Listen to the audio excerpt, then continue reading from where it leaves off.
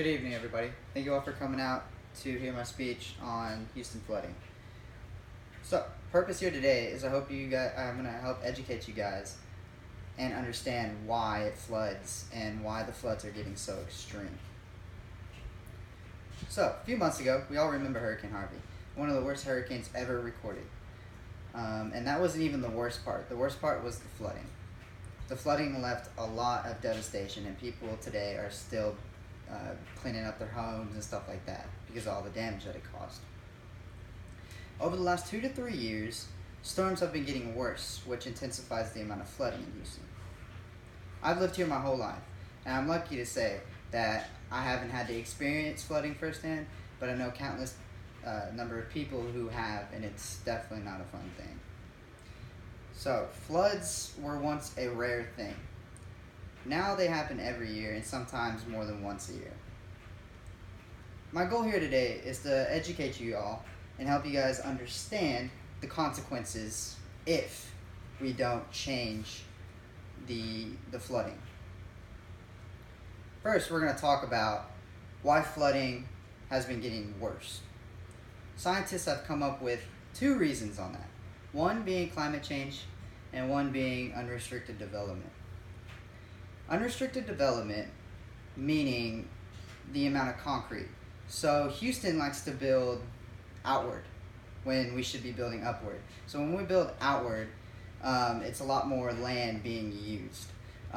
If we can start building upward, it's going to be a lot less concrete having to cover the wetlands, because wetlands are used to absorb water.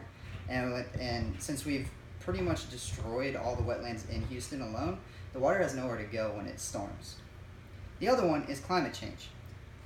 So a fun fact here, 7% more moisture has been recorded above Houston. Now that's because of global warming, with the warming of the temperatures. So that 7% more moisture in the air will increase the severity of storms. And over the last couple of years, when storms have happened in Houston, it measures at least 10 more inches every storm, which is doubled the amount of frequency than in years prior. So next we're going to talk about how it affects us. 3 big impacts that we're going to discuss today is loss of property, loss of productivity, and loss of life. Loss of property. There was over $30 billion in damages. That was to homes, to vehicles, and other things. It also, we lost a lot of productivity. A lot of people were out of work for a couple weeks, and a lot of businesses were closed for weeks. Not only that, 16% of the nation's oil refineries located in Houston were shut down for weeks. Not to mention, at least 60 people were killed and countless number of wildlife. Lastly, we're going to talk about the consequences if we don't notice that flooding is a real threat. If we keep it untreated, climate change is going to get worse, which then the storms are just going to keep increasing, and Hurricane Harvey might be nothing compared to the next storm.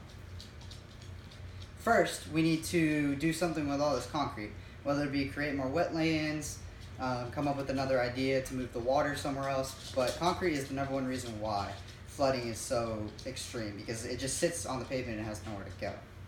The second one is climate change. Since we humans do a lot of things that pollute the air, it increases climate change. With climate change, it makes the storms worse and even quicker. And if we decide not to do anything, the storms are just going to keep happening over and over again to the severity that Hurricane Harvey was, and we're just going to have the same devastation over and over and over again. So to sum it all up, we need to do something. And at first, I didn't understand why flooding was so important and what caused it, essentially.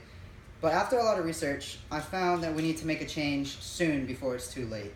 And that won't happen unless we educate the public, and from there, the public can make a decision on what they think is best, whether it be creating more wetlands, slowing climate change, whatever it may be. We just need to get more people educated on the problem at hand.